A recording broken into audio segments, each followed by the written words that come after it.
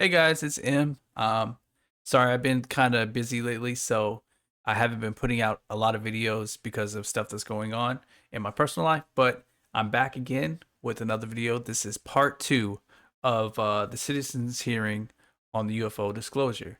So if you're new to the channel, subscribe, leave a like or comment down below. Let me know your thoughts at the end of the video. I greatly appreciate the support. Let's watch it.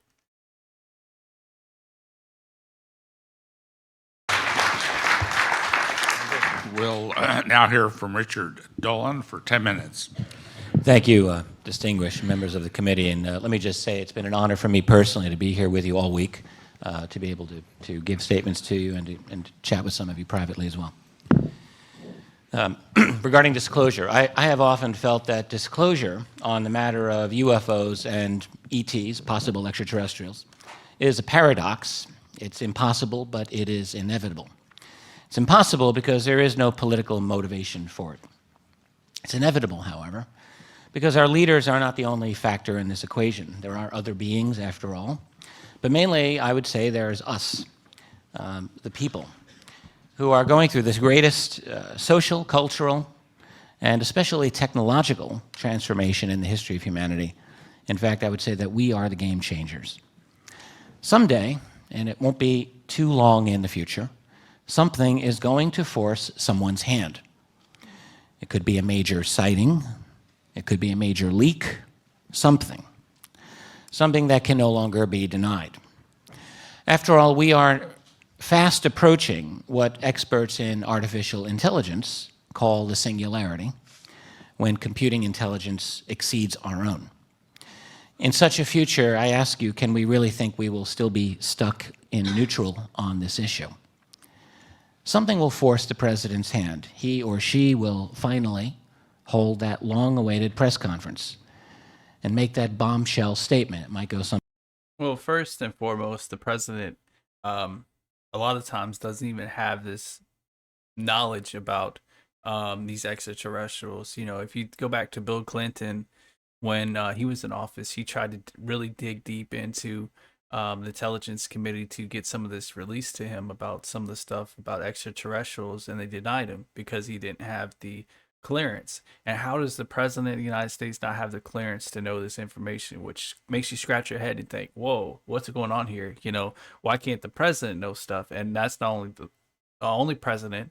You know, I believe President Obama and President Trump as well had tried to dip their hand and figure out exactly what was going on and behind the scenes with these extraterrestrials that, you know, for some reason the government is hiding information, you know, to the public about. And yeah, it goes even, I think it even goes even further with Eisenhower and Richard Nixon. I believe Richard Nixon um, took one of his colleagues or somebody that he knew, and they took him to a ride to this, like, I guess this secret base. I have to dig into it more for you guys because I don't want to give you guys information. But to sum it up, he went and met up with a extraterrestrial, and he had his friend with him, and he showed him, you know, the extraterrestrials and stuff like that. But yeah. So as far as the president, you know, coming out and just declaring that extraterrestrials are real and this, that, and the third, he would have to be informed and actually have some type of, you know, clearance to be able to know about the extraterrestrials in the first place. And a lot of times, you know, or all the time, I should say, that any president has been in office for the most part, that's been kept under wraps because, you know, the president doesn't have the secret clearance, and they don't want the president knowing about it because then he could be able to stop some of these projects and these you know, these black budget programs from getting out, or getting more money to be able to advance technologies and stuff like that. Or if they don't like the way something's going, then the president can go leak it to the press and some of these other, you know, news outlets. And the best way to stop a president from, you know, speaking or going out and, you know, talking to these news outlets is by not letting him have the information in the first place, because then that stops them, doesn't jeopardize these black budget programs and everything that these guys are working on getting out to the public. which, it sounds crazy, so let me stop rambling, but that's just a little more information for you guys. So if you guys have any information on why um that the president, sorry about that, the president doesn't have the clearance level to um, talk about or even get any information about these, reverse engineered crafts, these alien beings that's, came to us from interdimensional places, or solar systems. Why the president hasn't firsthand knowledge about it, can't get these classified information, even though he has one of the highest clearance levels, you know, in the United States. Let me know down below, because I'm very interested on why that the government is continuously keep the president out of the loop about what's going on and what's taking place. But my only thoughts is that maybe if they keep the president from knowing exactly what's taking place, then it's less likely that he'll come out and say something to the press by accident, or say something to somebody else, and that leaks and gets out to all these different news outlets, and also his adversaries in different countries. They don't want that leaking and getting out to other countries that, hey, look, we had contact with extraterrestrials, and also we have these black budget programs that are reverse engineering these vehicles, these alien technology, alien aircraft, excuse me. Something like this. I have been advised by the National Security Council and heads of our intelligence community that there is a reality to some of the UFO phenomenon, in that some UFOs are real physical craft not manufactured by any known civilization on Earth, or words to that effect. It's the kind of statement that many proponents of UFO disclosure would like to hear, but the real question is, what next?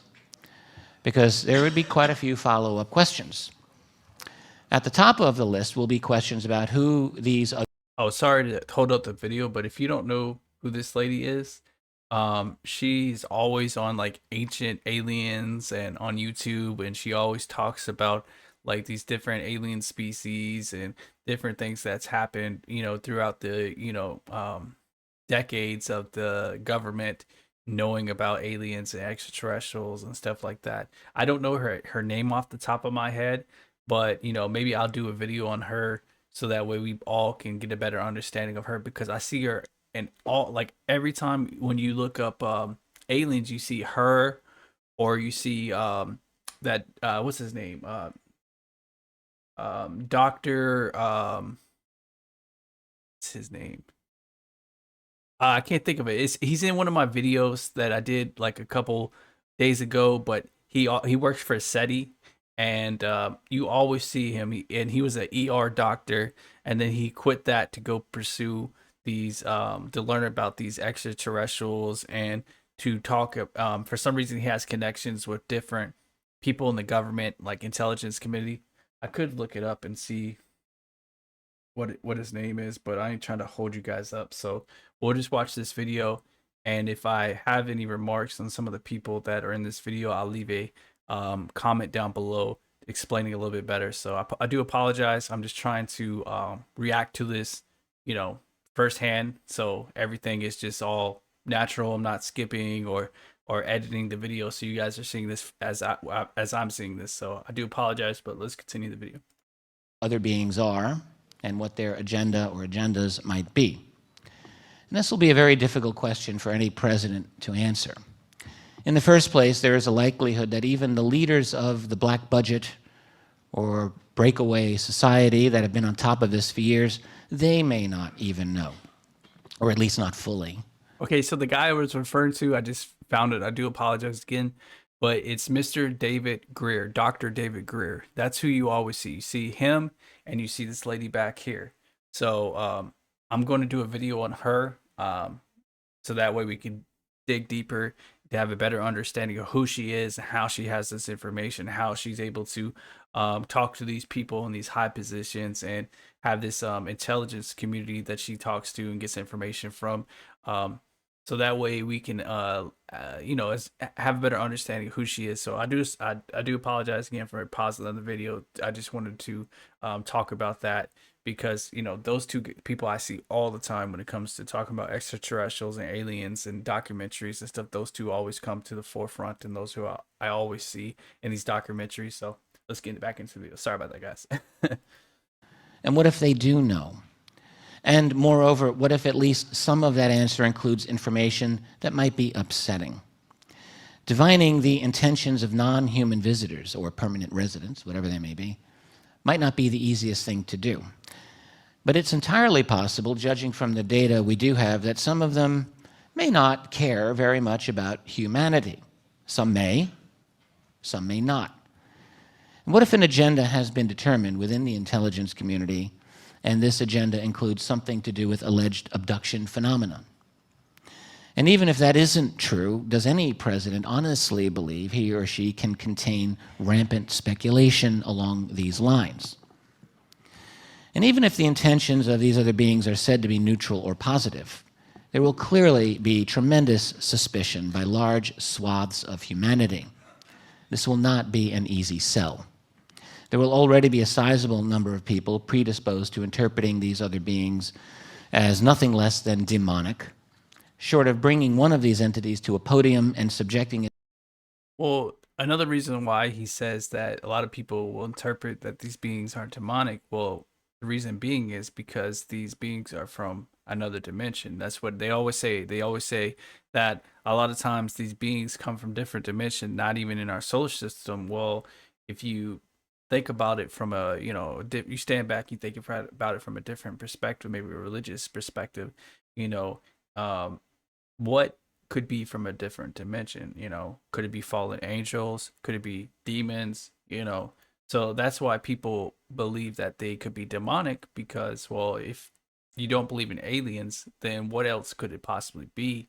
And if you're thinking about it from a religious standpoint or perspective, then you could be like, okay, well, what could come from a different dimension? Well, you got fallen angels and that, created Nephilims and stuff like that. And then demonic, if he's saying demonic beings, then they could be demons. So, if you're thinking about it from that perspective, then that's why, these people could think that, they're demons because they're not thinking about it from a, coming from I guess, a different place as far as interstellar, like out in space. They're thinking about it from a different dimension type of thing. So, only thing they could possibly think, especially if you're like a religious person, would be like a demon or a fallen angel. But let me know your thoughts on down below. Do you think that a lot of people, the reason why they don't think that they're aliens is because they have these religion backgrounds that, kind of close off their mind to thinking that they could be something else? Or do you think that they are demons or fallen angels that, a lot of times people are seeing because they're coming from these different dimensions, and it kind of adds up if you go and read the Bible, it talks about these beings and stuff like that. But I'm not, like how they say it, I don't know everything, so I can't say what exactly is or what isn't. I can only say my opinion. So if you guys, think that they are demons, or if you think that they're fallen angels, or if you think they're just aliens from different dimensions and different parts of time, then, I will never judge you. But leave a comment and let me know what you guys think. It to hours and days and weeks of questions by an insatiable public, it's very likely that any moment of disclosure will not satisfy the public the way it would like to be regarding alien motivations. That's only the beginning of the problems. One early and obvious question that will arise, one which will have deep, profound political implications, will be very simple. How long have you managed to keep this secret all these years? Consider that our entire society has been told that UFOs do not represent anything truly anomalous, that ETs or aliens are definitely not here on Earth interacting with us, that UFO believers may be well-meaning but had been mistaken about all of that. This has been a mindset embedded within all of our major institutions. At our major news organizations, in which an open belief in UFOs is a third rail for one's career. throughout our scientific establishment for sure, and also throughout our political structure. Political careers have been destroyed, or at least severely undermined, by the UFO taint. Remember what happened to Dennis Kucinich in 2008, after it became known that many years before he had seen a UFO. Never mind the fact that the two witnesses he had been with came out and corroborated the sighting. They saw the same thing.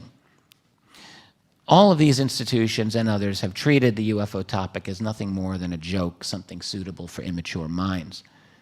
Can it really be that the professors throughout the United States uniformly have dismissed this phenomenon without any cooperation from the intelligence community?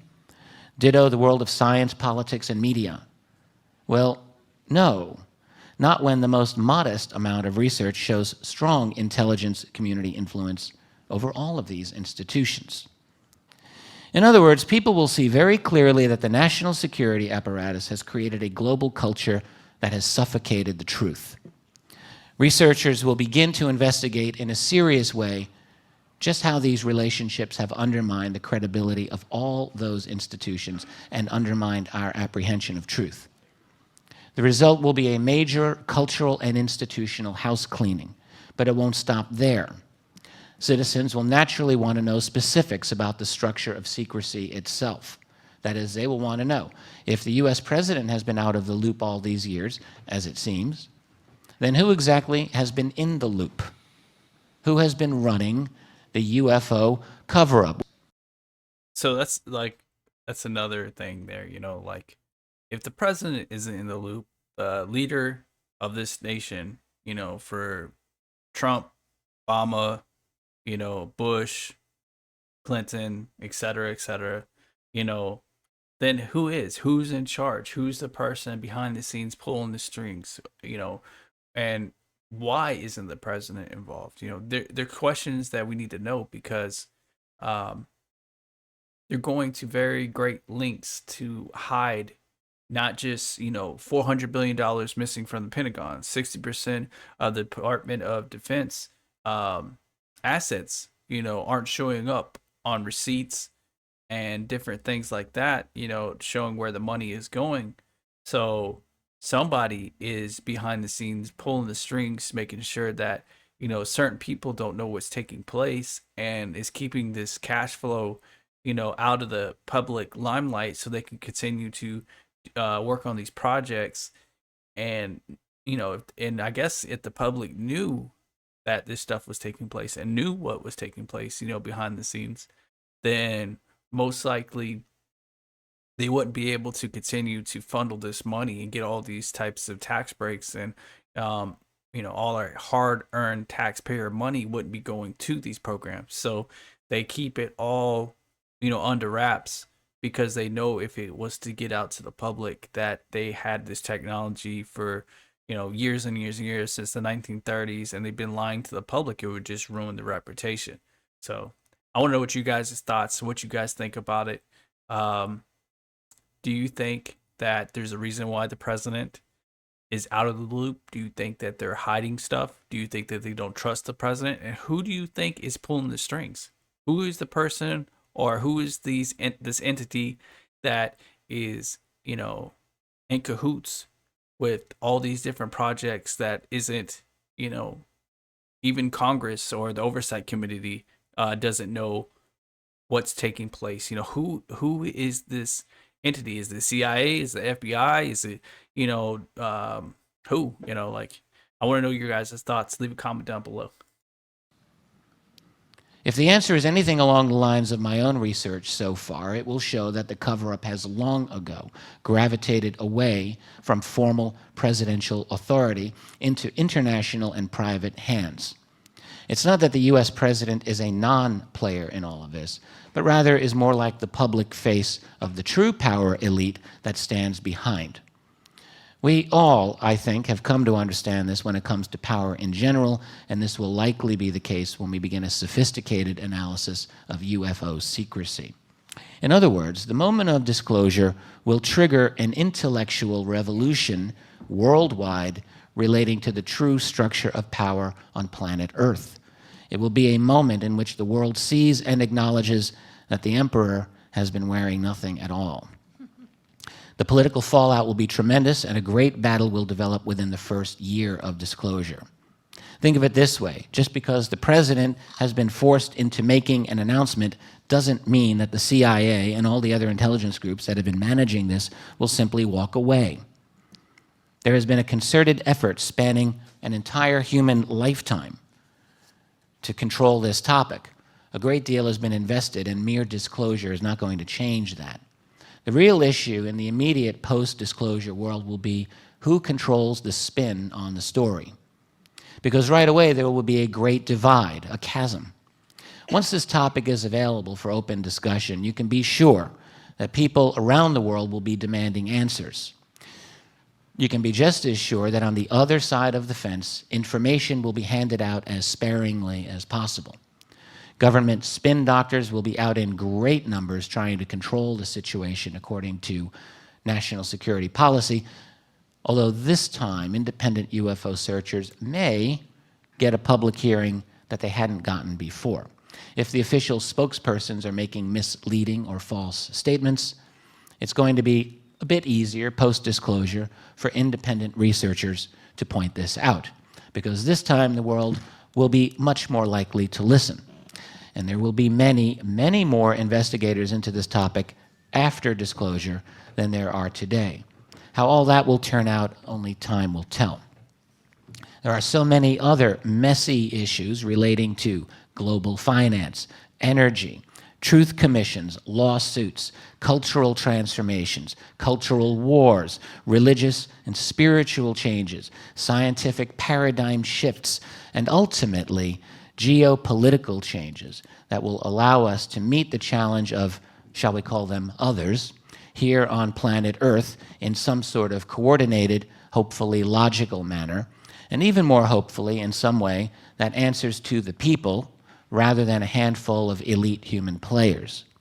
And for that, we will need a groundswell of public pressure from below and tremendous political energy, ethics, and courage to take on the black budget culture that has dominated this subject for so long, and to begin a long, hard fight to reclaim some measure of freedom and dignity for humanity while we begin a new, better, and more mature phase of our existence. Thank you.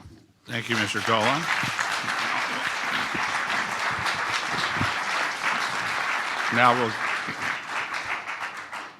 Now we'll go to our next witness, Daniel Sheehan, for 10 minutes.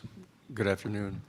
Again, I point out that I'm speaking in this context as our general counsel here for this gathering and our meeting, and I do this in the context of having served as an attorney, as I pointed out in my initial comments on the first day we gathered, that I have, for various reasons, ended up at being the attorney for a number of different issues having to do with attempting to uncover ongoing cover-ups.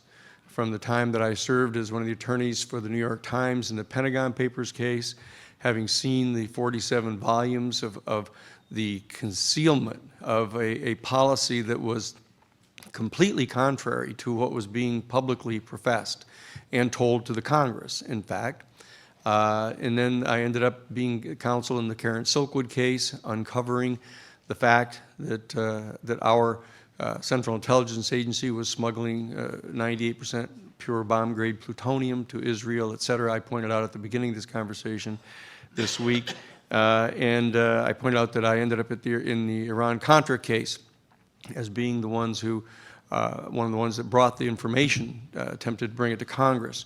And I want to point out here, just at the very top of my conversation. So what it sounds like to me, this guy basically caught the government doing shit that it isn't supposed to be doing. Excuse my language, by the way. It sounds like the government was doing a lot of legal stuff and trying to get away with it. And it's basically what's been happening throughout history. The government will do stuff under the radar and try to get away with it and think that because the government, the consequences doesn't, affect them. They don't have to go by the laws that they put in place that we have to go by. So if we were to do the same thing, we would go to prison, But the government thinks that they can do all this shady stuff and do these business dealings with other countries underneath the radar and get away with it. And it sounds like this guy was catching their finger in, in the pudding, like he was catching them red-handed, and the government probably didn't like that. To repeat the reaction on the part of Peter Rodino, who was the chairman of the House Judiciary Committee at the time, when the information concerning the off-the-shelf, self-financing covert operations enterprise that had been set up by the chief of covert operations for the Central Intelligence Agency, Theodore Shackley, under George H.W. Bush, that when he was told this by Scott Armstrong, one of his trusted confidants, that Peter Rodino's response was, my God, Scott, I've been telling people for years that if they didn't like the way that our American policy was going, that they should write a letter to their congressperson. But if their congressperson did not respond, they should vote for someone else to be their congressperson. But if what you're telling me here is true, why then we haven't even been in charge. I'm not going to allow the United States Congress to investigate anything like that. Now, that's an absolute quote from Peter Rodino as the chairman of the Judiciary Committee, and this had only to do with the fact that there was a covert operation going on attempting to supply military equipment to the Contras. Now, what we're dealing with here is we've come full circle during the course of this week. We've discovered that the three major questions that have been in front of us, that being that what in the world is going on here with this phenomenon of so-called unidentified flying objects, or the flying saucers themselves, when we move beyond the unidentified nature of them, and these beings that seem to be associated with these vehicles that have been seen on a number of occasions. That's one of the big major questions. And the second major question is, well, who in the world is it that knows what the answer to this question is, since so many of the government officials don't seem to know, yourselves included? One of the extraordinary events of the week has been watching the transition take place from 6 of our trusted and longtime representatives actually coming to discover that the information that actually exists about this is extraordinary and very detailed. It addresses the issue of the radar sightings. It addresses the issues of all the questions that have been asked. And it comes to an observation that not only does the Congress not know about this, but many people throughout the executive branch don't know about this. And so that this question of who is it that does know about this, or is there anybody that knows about this? And what we have heard over and over again in the testimony is that there are many pieces of evidence that indicate that this is known about, that there was an agency set up by President Truman shortly after the discovery of the crash site at Roswell. And So it's similar to what I said, who is behind the scenes? Who's pulling the strings? If the president doesn't know, if the oversight committee and Congress doesn't know, then who is pulling these, strings to, get these fundings for these black budget programs? Who is the people or entity that, knows all this stuff that's taking place? And why isn't any type of record or trail, to show where the money's going to? This $400 billion from the Pentagon, or 60% of assets from Department of Defenses, basically is missing. It doesn't show where the money and stuff's going. So, if the president, the oversight committee, Congress, the Senate, if people in these, branches of government, that has these top secret clearances have no idea, about this stuff, and they can't get this information, then who does? And once we figure out who does, why isn't this being, talked about, or the president or these people in these positions aren't giving this information? Why is it so, important for them not to give this information out to them? You know, is it because they can go public? Is it because they're doing shady crap behind the scenes, like, you know, what this gentleman was talking about, that the United States was doing these weapon deals and all these things that they weren't supposed to be doing? They got their hand, you know, caught in the cookie jar. You know, like what is it that is the reason behind all this stuff? And that's a good you know, question he's asking, because you know, if these guys don't know, then who does? And we need to figure out who does, so that way we can get a really better understanding of what's taking place behind the scenes. 1947, the Majestic 12 group. And there's been clear testimony that I believe is credible, would be credible in a court of law, that this organization has, for various reasons, taken this issue out from under the oversight of our Congress, out from under the control of our executive branch, and has taken this into a realm of semi-private control. And what you'll notice is that as we come to the last panel of our week together here, the issue tends to turn more and more to that issue. What has happened? What has happened to our country when a national security state seems to have arisen to conceal certain types of information from our people, from our congressional representatives, even from some of our presidents? And so that question seems to be in front of us right now, attempting to understand the nature of this elite group. And so what we want to do also is face the third question, is that when you get past these procedural questions to the ultimate question of who are these beings, what are the implications for our human family if we are in fact at a point of some rather dramatic transition. And I believe that what we're going to be experiencing in the very near future has been foreshadowed, as I mentioned earlier, by the position that's being taken by the Catholic Church and the Vatican, that they are very clearly attempting to move into a position of utilizing the increasing discovery of more and more planets on which they are more and more confident that life is going to be discovered, and that they're going to eventually not only recognize that at least microscopic life has been discovered, but that a civilization has been discovered, and they're going to begin by pointing out that it's okay because they're very far away.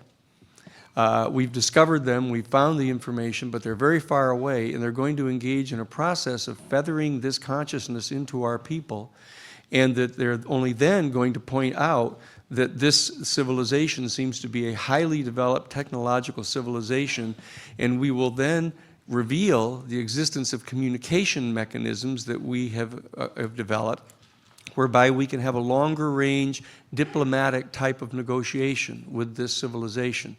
And they're going to say, let's not turn to the past. Let's not reflect upon all this information and evidence that's been around for a long time, that they seem to be here. We've known about it. There's been concealment about this. There may be concealment of certain technology that they've made, we had available to us. Just as was said by the Obama administration, let's not look back at George W. Bush's administration. Let's not review the question of the torture and the lying to the Congress of the United States to get us involved in this. Let's not do that. Let's look forward and be constructive. That's how we're all trained. And what I'm saying is that I think we've come to try to share some of that consciousness here this week. What can we do to look forward to this? And that's why the resolution that's been put forth here to try to reach out and have a set of conferences sponsored by the United Nations General Assembly, start to reveal this information so we can participate in this, to avoid a dialectical confrontation between the people of our country and this national security state apparatus, some of the details of which have been pointed out here in our final panel. And I share in that wish to have this done constructively and peacefully, and I believe that we can do that.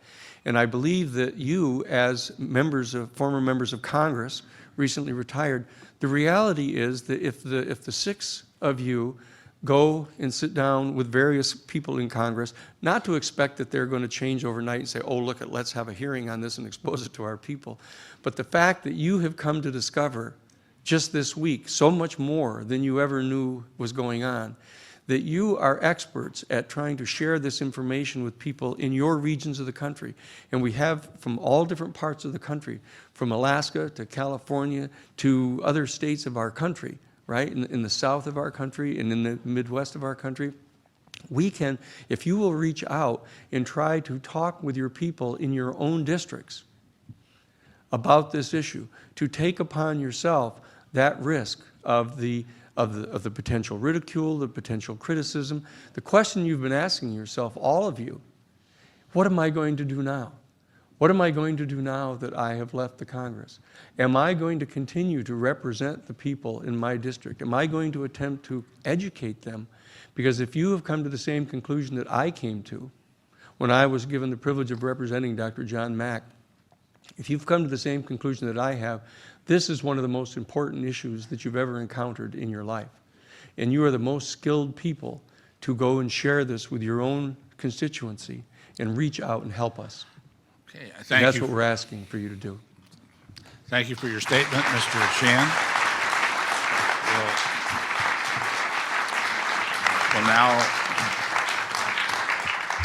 We'll now begin the questioning of our witnesses, and we're going to change the order. We're going to start with Dr. Bookman. We're just going to work our way down this way. All right, guys. So this will be part 2. I'm going to pause, and then we'll start up again with part 3, and there'll be the questioning coming from this panel here with the witnesses and stuff like that. I just want to thank you guys for watching this video. My name is M. If you're new to the channel, make sure you subscribe, leave a like or comment down below. Let me know your thoughts on this video. What do you think the reasons behind the president not knowing about these black budget programs and extraterrestrials? Why doesn't Congress know? Why doesn't people in the oversight committee know? Why doesn't people in these different branch levels in the government know? Is there a reason? Who do you think is behind the scenes pulling the strings? Do you think there's an entity? Do you think it's like a world government thing, like where like a bunch of people in different positions in the world are working together, like to not let all the leaders in the world know what's taking place? I want to know your thoughts and how you feel about it, and I greatly appreciate you guys for watching this video, and I will catch you guys later. Peace.